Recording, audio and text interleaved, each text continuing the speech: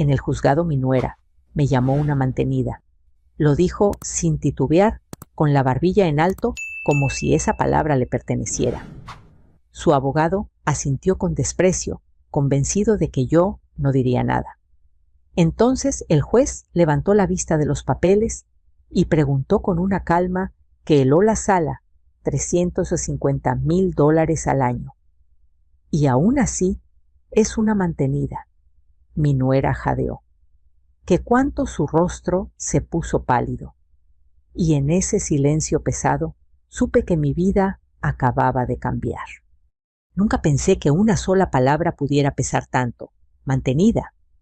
No madre, no suegra, no siquiera señora. Solo eso, una carga. Mientras estaba de pie frente al juez, con las manos entrelazadas a la altura del vientre, sentí como ese término se me clavaba en el pecho como un recuerdo mal enterrado.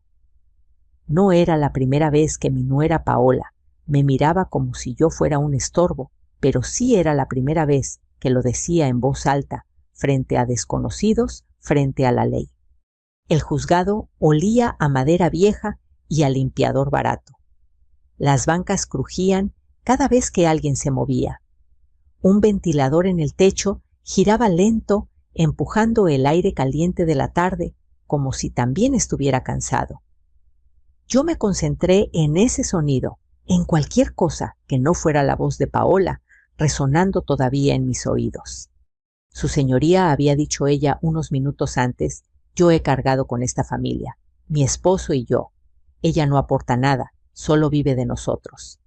La forma en que lo dijo fue casi ensayada, como si hubiera practicado frente al espejo. Su abogado, el licenciado Ramírez, un hombre de traje impecable y sonrisa fácil, asentía a su lado con esa expresión de quien cree que el caso ya está ganado. Yo no la miré. Aprendí hace muchos años que mirar a alguien que quiere humillarte solo le da más poder. En cambio, fijé la vista en un punto neutro, la esquina de la mesa del juez, donde la madera estaba gastada por el tiempo, y las manos nerviosas de otros antes que yo. No siempre fui así de callada. Hubo un tiempo en que defendía cada palabra, cada decisión. Pero la vida te enseña que no todas las batallas se ganan hablando. Algunas se ganan esperando. Me llamo Elena. Tengo 58 años. Y hasta ese día jamás había pisado un juzgado como parte de un conflicto familiar. Para mí, los problemas se resolvían en la cocina con un café caliente y la puerta cerrada. Pero Paola nunca fue de puertas cerradas. A ella le gustaba que todo se viera, que todo se supiera, siempre que la dejara bien parada. Mi hijo Daniel estaba sentado detrás de ella. No dijo nada. No me miró. Tenía los hombros caídos como un niño regañado que no sabe de qué lado ponerse. Eso dolió más que la palabra mantenida.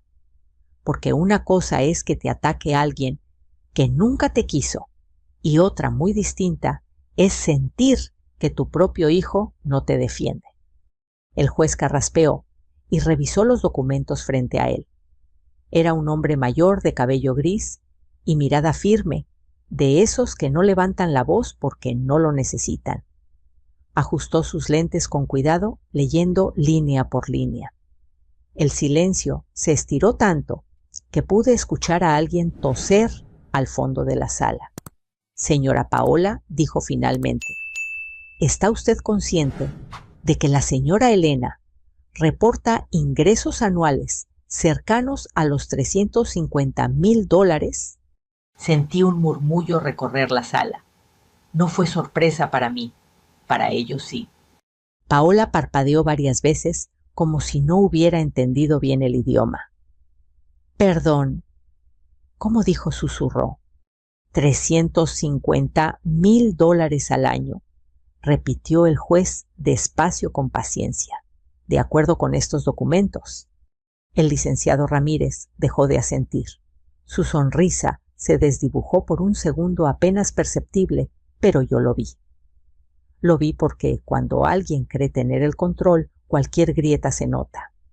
Paola llevó una mano al borde de la mesa para sostenerse. Su rostro, que minutos antes estaba rojo de seguridad, ahora parecía de papel. Yo seguí en silencio. No levanté la cabeza, no sonreí. No dije se los dije, porque esto no era un triunfo, era apenas el inicio de algo que llevaba años gestándose. Mientras el juez hablaba de audiencias futuras y de revisar con detalle los expedientes, mi mente se fue lejos a una cocina pequeña de hace más de 30 años, a mis manos jóvenes, contando monedas para pagar la renta. A las noches sin dormir, pensando en cómo sacar adelante a Daniel cuando su padre nos dejó con más preguntas que respuestas. Nunca le conté a Paola de esos años. Nunca le hablé de mis decisiones, de mis sacrificios, de mis silencios. No porque me avergonzara, sino porque aprendí que explicar demasiado suele invitar a que te juzguen. Y yo ya había sido juzgada suficiente en esta vida. Cuando el juez dio por terminada la sesión de ese día, todos se pusieron de pie. El golpe seco del mazo resonó como un punto final. O tal vez como 2 puntos, anunciando que la frase aún no estaba completa. Paola no me miró al salir. Daniel tampoco. El licenciado Ramírez murmuró algo entre dientes mientras guardaba sus papeles con movimientos bruscos. Yo caminé despacio hacia la salida. Afuera, el ruido de la calle me recibió de golpe claxon voces, el olor a gasolina mezclado con café de un puesto cercano. La vida seguía como si nada. Me detuve un momento en los escalones del juzgado. Respiré hondo. No estaba enojada. No todavía. Lo que sentía era otra cosa, una mezcla de cansancio antiguo y una claridad nueva, incómoda, inevitable. Me habían llamado mantenida delante de todos. Y ahora, por primera vez, la verdad había hablado en voz alta. Pero Paola aún no sabía todo. Ni Daniel, ni siquiera el juez. Y mientras bajaba el último escalón, supe que lo que venía no sería una pelea ruidosa. No habría gritos ni insultos. Sería algo mucho más lento, más preciso, y para algunos mucho más doloroso. Salí del juzgado sin mirar atrás. El sol de la tarde caía oblicuo sobre la acera, dibujando sombras largas que parecían seguirme. Caminé hasta la parada del autobús, con el paso medido como si cada movimiento necesitara permiso. Me senté en la banca metálica caliente por el sol y apoyé las manos sobre mi bolso. Dentro los papeles estaban ordenados con cuidado, pero no los toqué. Todavía no. No quería sentir el peso de todo eso encima de mí. Aún. El trayecto a casa fue silencioso. El motor vibraba bajo mis pies y el aire acondicionado soplaba un frío irregular que me erizaba la piel. A mi alrededor, la gente hablaba en voz baja, una pareja discutiendo sobre el precio del mandado. Un hombre mayor contando monedas, una mujer joven arrullando a su bebé. Vida cotidiana, vida real. Me pregunté cuántas de esas personas habían sido llamadas una carga alguna vez. Cuántas habían tragado palabras para mantener la paz. Al llegar a la casa me recibió con ese silencio que solo existe cuando ya nadie te espera. Cerré la puerta despacio. El olor a café viejo flotaba todavía en la cocina. Dejé el bolso sobre la mesa y me quedé de pie unos segundos mirando las sillas. 2 estaban vacías. Antes, cuando Daniel y Paola vivían aquí, siempre había ruido el televisor encendido, el celular vibrando, la voz de Paola dando órdenes sin levantar la mirada. «Es temporal, mamá», me había dicho Daniel cuando se mudaron al cuarto de arriba. «Solo mientras ahorramos. Temporal se volvió costumbre, y la costumbre derecho». Abrí la alacena y saqué una taza. El asa estaba astillada, pero seguía siendo mi favorita. Serví café y me senté. El primer sorbo fue amargo. Pensé en la palabra otra vez, mantenida. Me la había dicho Paola muchas veces sin decirla, en la forma en que revisaba la despensa, en cómo contaba los recibos frente a mí, en la manera en que suspiraba cuando yo me sentaba a descansar. Mamá ya no es como antes decía, ahora todo cuesta. Nunca respondí, porque responder habría sido admitir que había algo que justificar, y yo no debía justificar mi existencia en mi propia casa. Recorrí la sala con la mirada. Las fotos seguían en su lugar Daniel, con su uniforme de la secundaria, y yo, a su lado, sonriendo con ese orgullo que solo una madre entiende. Otra foto más reciente, Paola y Daniel el día de su boda. Ella impecable, segura. Yo detrás, apenas visible, como si ya entonces supiera que mi lugar sería ese el fondo. Me levanté y fui al cuarto. Abrí el cajón de abajo del buró. Ahí estaba el sobre amarillo, el mismo que había guardado durante años sin abrirlo. No por miedo, sino por respeto. Dentro estaban documentos que contaban una historia distinta a la que Paola había presentado en el juzgado. Una historia que casi nadie conocía. Me senté en la cama y dejé que los recuerdos volvieran. Cuando Daniel era pequeño, yo trabajaba de sol a sol. 2 turnos cuando se podía. No había lujos, pero tampoco faltaba comida. Aprendí a ahorrar porque no había otra opción.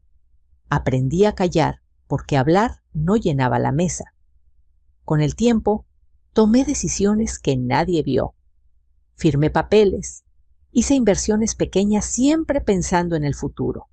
No para presumirlo, para protegerlo. Nunca le hablé a Paola de eso. Ella llegó a mi vida con ideas claras sobre cómo debían ser las cosas. La familia es un equipo, decía. Pero siempre sonaba a que el equipo tenía capitana. La primera vez que me llamó una carga fue en voz baja en la cocina. Daniel no estaba. Mamá entiende, me dijo, ya no puedes depender de nosotros. No contesté, solo asentí. No porque fuera verdad, sino porque discutir con alguien que ya decidió quién eres es perder el tiempo. Volví al presente cuando escuché el sonido de un auto estacionándose afuera.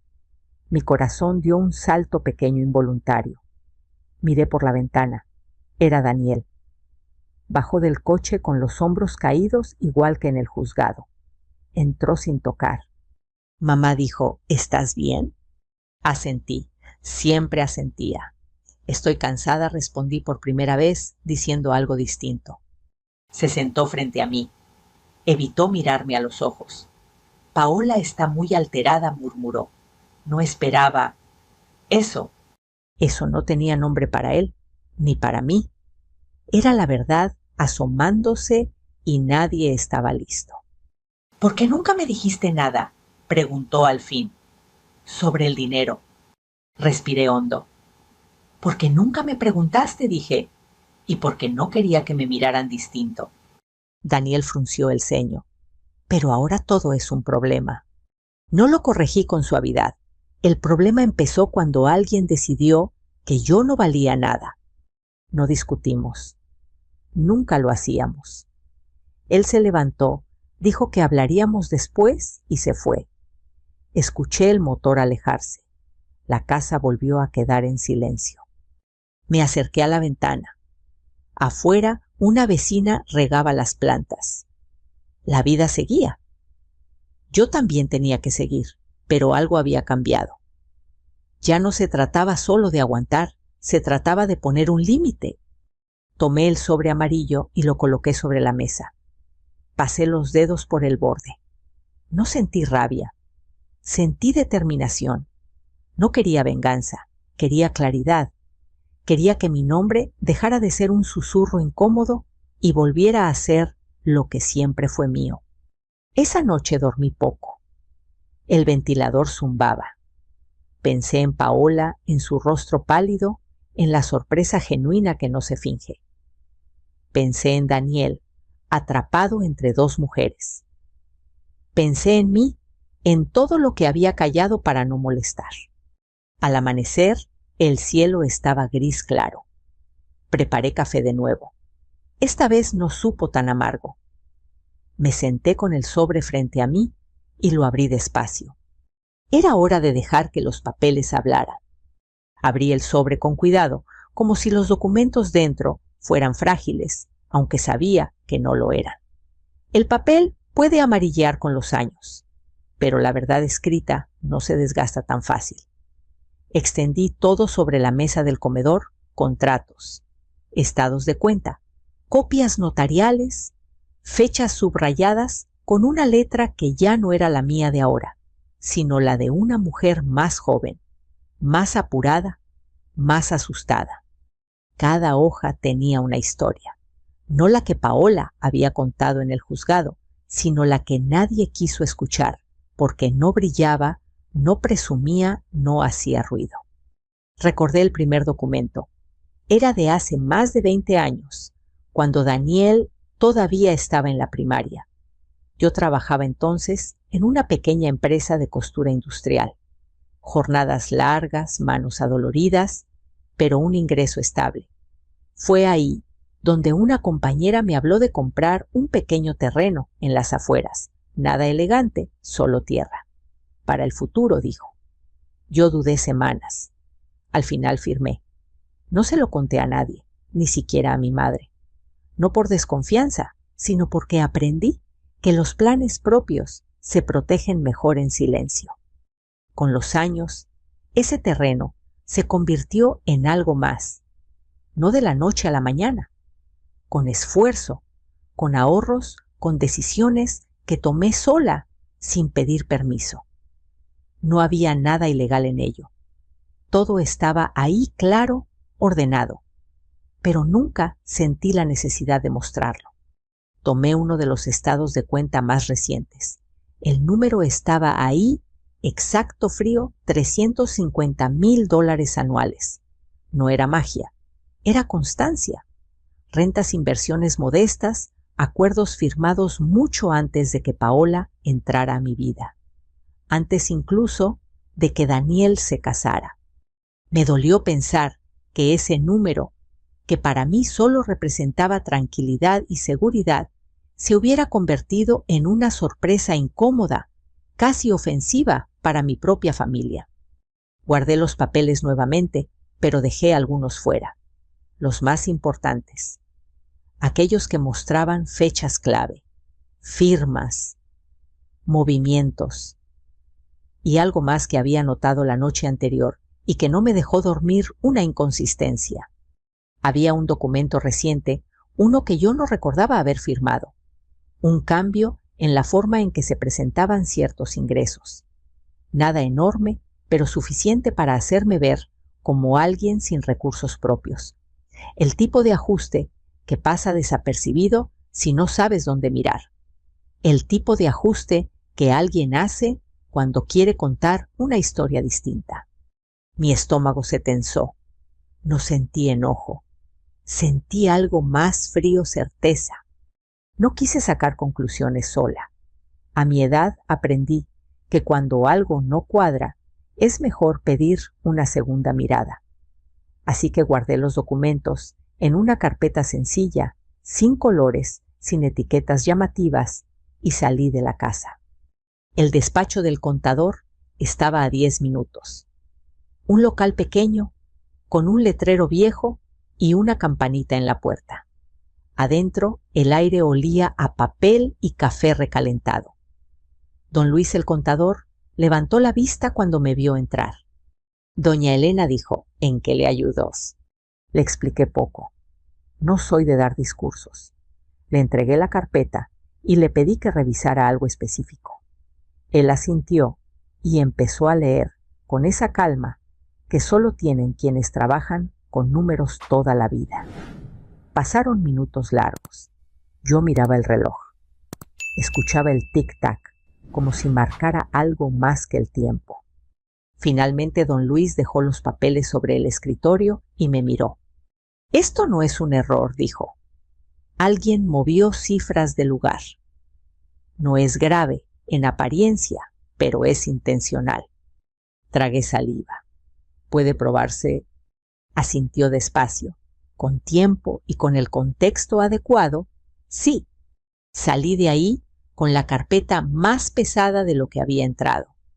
No por los papeles, sino por lo que significaban. No era solo una falta de respeto. Era un intento claro de borrarme, de convertirme en algo que no era. Esa tarde Daniel me llamó. Su voz sonaba cansada.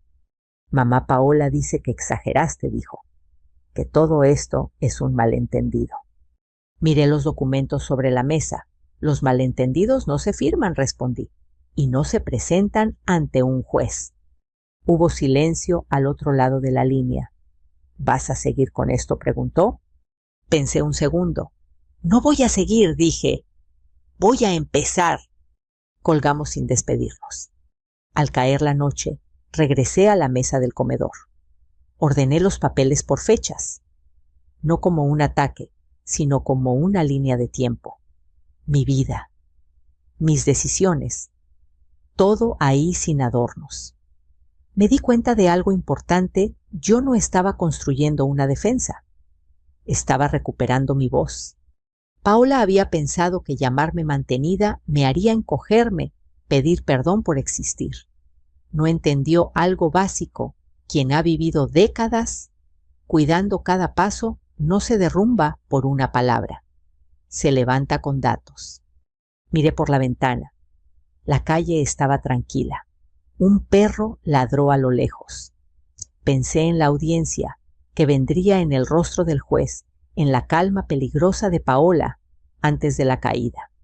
No sentía miedo, tampoco prisa, solo una convicción clara y serena. Esta historia no se iba a contar como ellos querían, y esta vez no iba a quedarme callada. La mañana siguiente amaneció con un cielo bajo de ese gris que parece aplastarlo todo. Preparé café y me senté a la mesa con la carpeta abierta. No tenía prisa. Aprendí hace tiempo que la prisa comete errores. Afuera, el vecindario despertaba lento, una puerta que se cerraba a pasos apresurados, el motor de un camión de reparto. Dentro, el silencio tenía otra textura más densa, como si supiera lo que yo estaba a punto de descubrir. Volví a leer los documentos uno por uno. Fechas, firmas, correos impresos, y entonces lo vi con claridad. No se trataba solo de minimizar mis ingresos. El relato que Paola y su abogado estaban construyendo tenía una intención más profunda. No querían ganar una discusión, querían redefinirme, convertirme en alguien sin historia, sin aportes, sin derecho a opinar. Una sombra conveniente.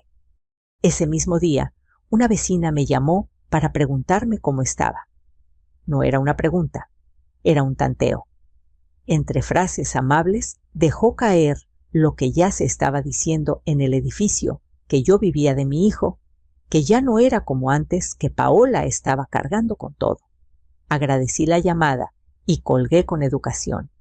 Me quedé mirando el teléfono un momento largo.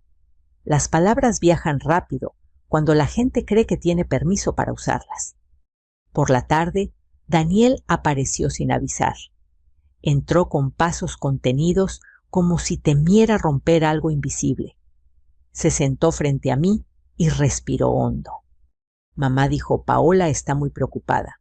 Dice que esto se está saliendo de control. No se salió de control, respondí. Se mostró. Me miró confundido. Ella dice que la estás atacando. Negué con la cabeza. Decir la verdad no es atacar. Daniel se frotó las manos. Su abogado asegura que tú exageraste lo de los papeles. Tomé un correo impreso y se lo deslicé por la mesa. No dije nada. Él leyó en silencio.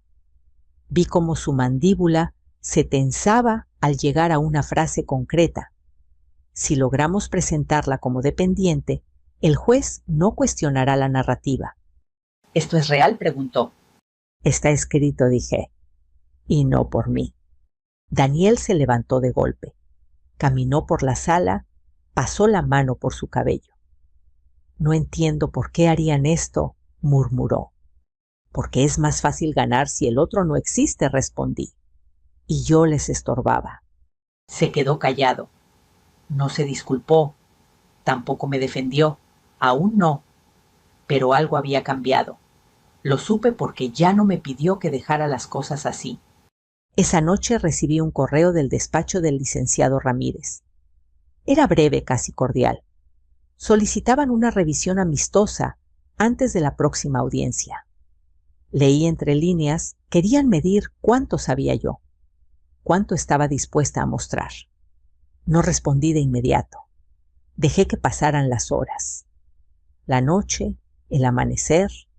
A la mañana siguiente fui a ver a la licenciada Morales, una abogada recomendada por don Luis.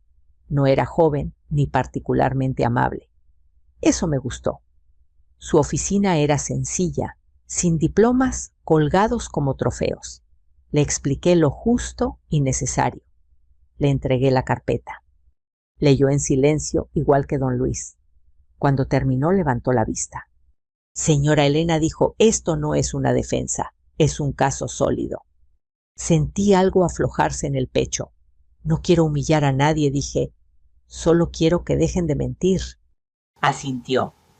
«Entonces haremos exactamente eso, nada más». Durante los días siguientes, las cosas se aceleraron.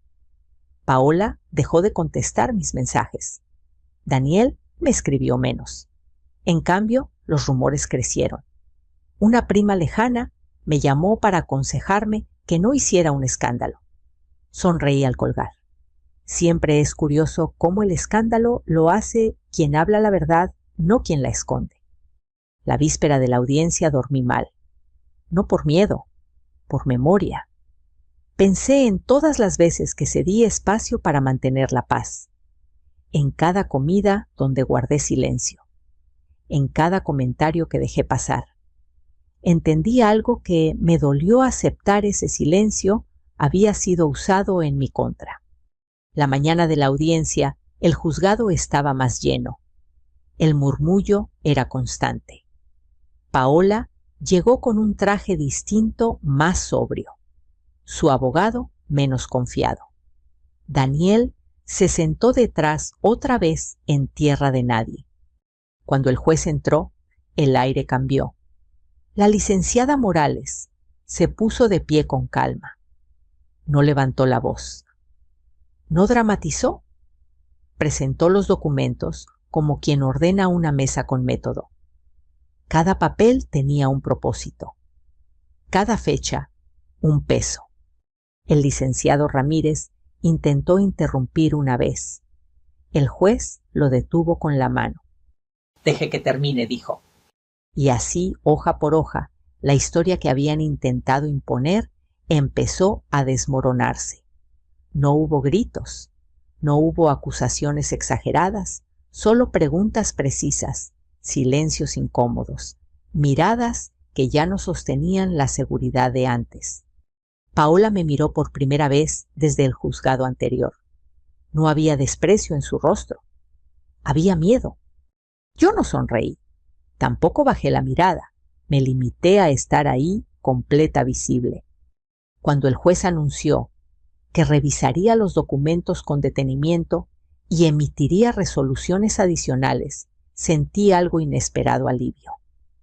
No porque hubiera ganado, sino porque ya no podían borrar. Al salir el pasillo, olía a café quemado. Daniel me alcanzó. Mamá dijo, no sabía. Lo miré con cansancio, no con reproche. Ahora sabes, respondí. Y supe mientras caminaba hacia la salida que el intento de hacerme desaparecer había fracasado. La verdad no necesita empujar, solo necesita espacio. La segunda audiencia no empezó con golpes de mazo ni palabras duras. Empezó con un silencio distinto. Uno que no era incómodo, sino expectante, como cuando todos saben que algo importante está a punto de decirse y nadie quiere ser quien lo arruine. El juzgado estaba más lleno que la vez anterior. No por curiosidad, sino porque los rumores habían corrido. Cuando una familia se rompe en público, siempre hay testigos voluntarios. Me senté en el mismo lugar, con la espalda recta, el bolso sobre las piernas. La licenciada Morales estaba a mi lado revisando la carpeta con movimientos tranquilos. Del otro lado, Paola evitaba mirar en mi dirección. Su abogado hojeaba papeles con demasiada rapidez, como si buscara algo que no encontraba.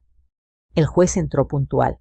Se sentó, ajustó los lentes y miró a ambas partes sin expresión. «Vamos a continuar», dijo, «y lo haremos con orden». La licenciada Morales se puso de pie. No comenzó hablando de sentimientos ni de traiciones. Empezó por lo único que no se puede discutir sin pruebas los hechos. «Su señoría», dijo mi clienta, «ha sido presentada ante este tribunal como una persona dependiente, sin ingresos propios, una carga para su familia. Hoy demostramos que esa narrativa no solo es falsa, sino construida de manera deliberada». Colocó el primer documento sobre la mesa del juez, un estado financiero claro, firmado, fechado, luego otro y otro más. Cada hoja caía con un sonido seco definitivo. Yo observaba a Paola de reojo. Sus manos temblaban ligeramente.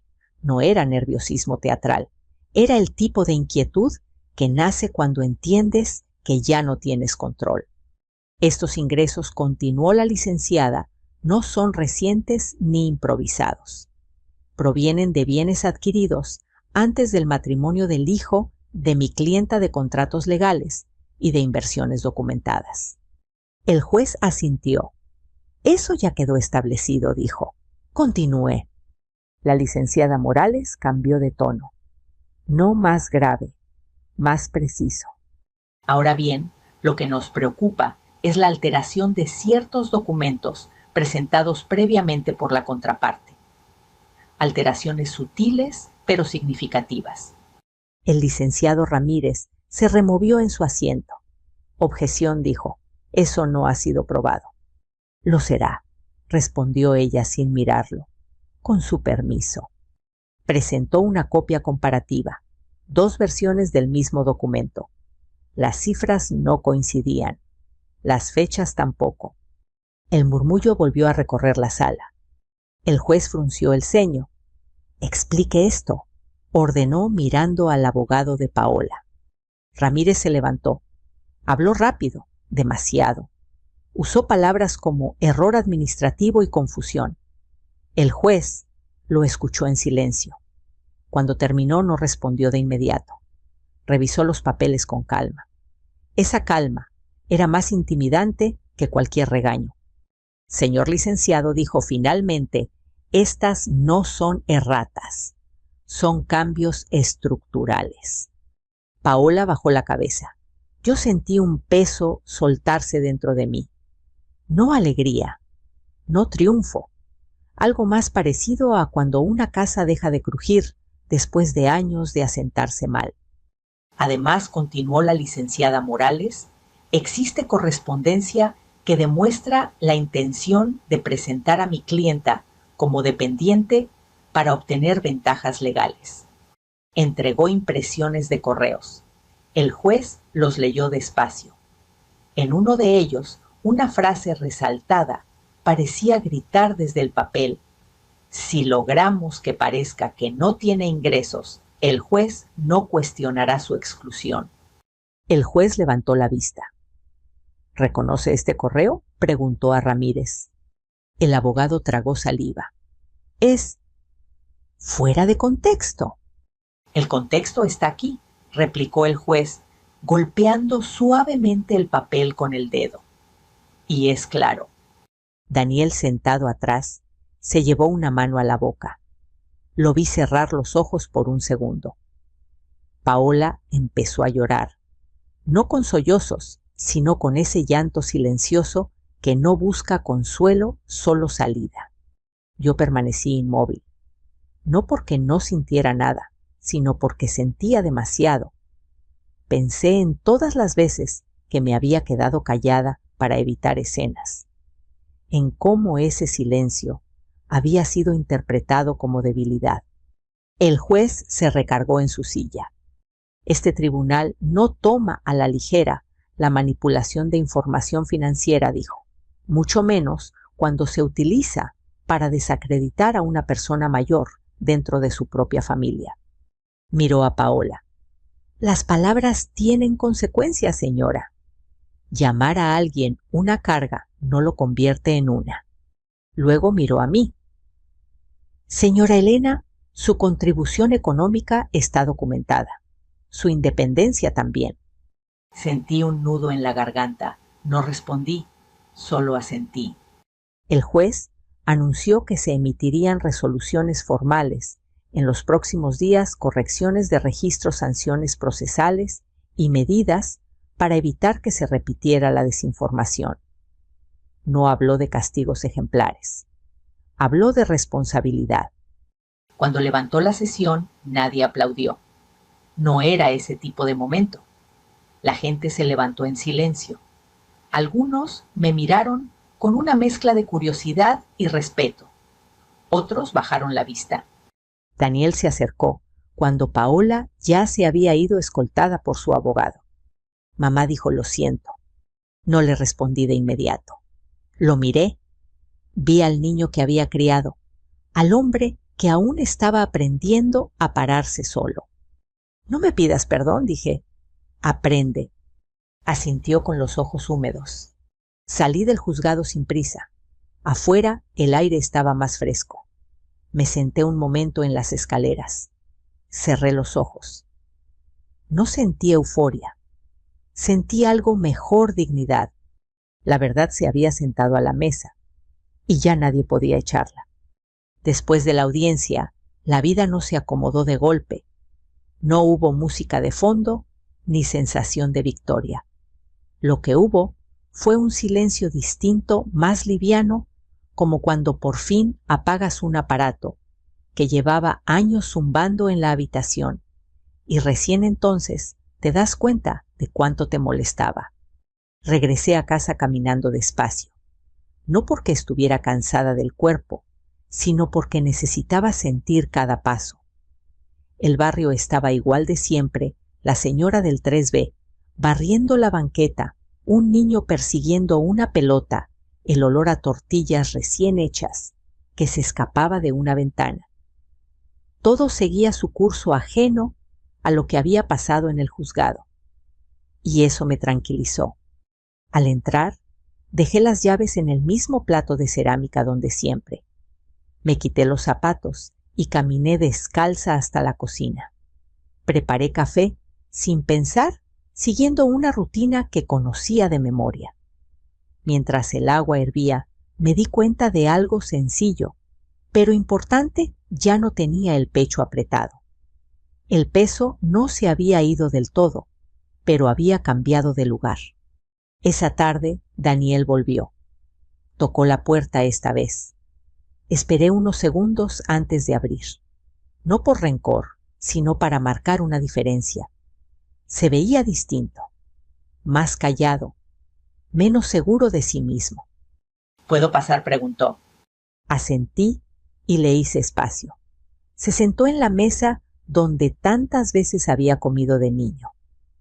Miró alrededor como si viera la casa por primera vez. Paola se fue con una amiga, dijo. Dice que necesita pensar. No respondí de inmediato. Serví 2 tazas de café y me senté frente a él. Yo también tuve que pensar mucho estos días, dije, sobre qué significa ser familia. Daniel bajó la mirada. No supe defenderte, admitió. Creí que si no decía nada, todo se iba a arreglar solo. El silencio no arregla, respondí con suavidad. A veces solo esconde. Se quedó callado. Bebió un sorbo. Nunca quise que te sintieras menos. No se trata de querer, dije. Se trata de actuar. No hubo reproches. No los necesitábamos. Lo que había entre nosotros era otra cosa, una conversación que había tardado años en llegar. Hablamos largo, de cosas simples y de otras más difíciles, de cómo Paola había tomado control poco a poco, de cómo él había confundido paz con ausencia de conflicto. Yo escuché sin interrumpir. Por primera vez sentí que me hablaba como a una persona completa, no como a alguien que debía adaptarse. «¿Qué va a pasar ahora?», preguntó. Pensé un momento. «Ahora vamos a poner reglas claras», respondí. «No castigos, límites». Le expliqué lo que necesitaba para seguir adelante, respeto en las palabras, claridad en las decisiones, independencia real. No quería venganza. No quería humillar a nadie. Quería que mi lugar no volviera a ser negociable. Daniel asintió. «Se lo diré a Paola», dijo. «Y si no lo acepta...». No terminó la frase, no hizo falta. Cuando se fue a la casa, volvió a quedar en silencio. Pero ya no era un silencio que doliera. Me senté en la sala y miré las fotos otra vez. Esta vez no sentí nostalgia. Sentí cierre. Algunas cosas habían terminado, sí. Otras estaban apenas empezando. Los días siguientes fueron tranquilos. Recibí una llamada de la licenciada Morales para informarme de los pasos finales, correcciones formales, acuerdos escritos, garantías para evitar futuras manipulaciones. Todo se resolvía con papeles sellos y tiempos legales. Nada dramático, nada público, como debe ser. Paola no me llamó, tampoco me escribió. Supe por Daniel que estaba molesta, que se sentía expuesta. No me sorprendió. A nadie le gusta verse reflejado en algo que no reconoce como propio.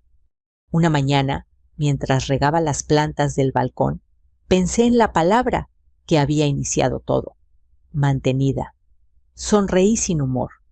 Era curioso cómo una etiqueta podía intentar borrar décadas de trabajo, de decisiones silenciosas, de noches en vela. Pero también era curioso cómo al final esa misma palabra había abierto la puerta a una verdad que ya no podía cerrarse. No me sentí más fuerte, me sentí más ligera, como si hubiera dejado en el camino una carga que no sabía que llevaba. Esa noche cené sola. Puse la mesa igual que siempre, aunque solo hubiera un plato. No era tristeza, era elección. Encendí la radio y dejé que la música llenara el espacio. Pensé en las mujeres de mi edad, en cuántas habrían pasado por algo parecido sin llegar a un juzgado, sin papeles que hablaran por ellas. Entendí entonces que no todas las historias terminan con una resolución clara. La mía tuvo suerte, pero el verdadero cambio no había ocurrido frente al juez. Había ocurrido cuando decidí dejar de encogerme. Antes de dormir, dejé la carpeta en el cajón. Cerré con cuidado. No porque quisiera esconderla otra vez, sino porque ya no necesitaba tenerla a la vista. La verdad había hecho su trabajo. Apagué la luz. En la oscuridad sentí algo cercano a la paz. No perfecta, no definitiva, pero suficiente. Mañana sería otro día. Y por primera vez en mucho tiempo no me daba miedo. Los días siguientes trajeron una calma que no reconocí de inmediato. No era felicidad ruidosa ni alivio exagerado. Era algo más discreto, como cuando una herida deja de doler y solo queda una cicatriz suave que te recuerda por dónde no volver a caer. Una mañana Daniel llegó temprano. No traía prisa ni discursos preparados. Se sentó en la mesa y esperó a que yo terminara de servir café. Ese gesto tan simple me dijo más que cualquier disculpa ensayada. Hablé con Paola, dijo al fin. Le expliqué todo. Los límites, las condiciones. Lo miré sin urgencia y suspiró. ¿No le gustó? Dice que se siente juzgada. Asentí. A veces sentirse juzgado es solo darse cuenta de que otros ven lo que uno no quiso mirar. Daniel bajó la vista. Le pedí que se disculpara contigo. No respondí enseguida. Moví la taza, escuché el roce del plato. ¿Y lo hará? No ahora, admitió, tal vez nunca. Pensé en Paola, en su seguridad inicial, en su rostro pálido en el juzgado, en cómo algunas personas confunden autoridad con control y respeto con miedo. Entonces la decisión es suya, dije. Yo ya tomé la mía. Daniel me miró expectante. Voy a quedarme un tiempo aquí, continué. Y quiero que quede claro algo, mi casa no es un campo de batalla. Quien esté aquí lo estará con respeto. Asintió con firmeza. Lo entiendo. No fue un acuerdo dramático, no lo necesitaba. Fue una frontera marcada con palabras simples, dichas sin alzar la voz. Paola no volvió esa semana, ni la siguiente. Supe por terceros que estaba buscando otro lugar. No me alegré, tampoco me entristecí. Entendí que cada quien procesa la verdad a su ritmo y que no todos lo hacen conmigo presente. Los asuntos legales se cerraron sin ruido. La licenciada Morales me llamó para confirmar que todo estaba en orden, documentos corregidos, constancias firmadas, garantías claras. Le agradecí su trabajo y colgué. No sentí ganas de celebrar. Me bastaba con saber que mi nombre ya no podía usarse como moneda de cambio. Un sábado por la tarde ordené el closet.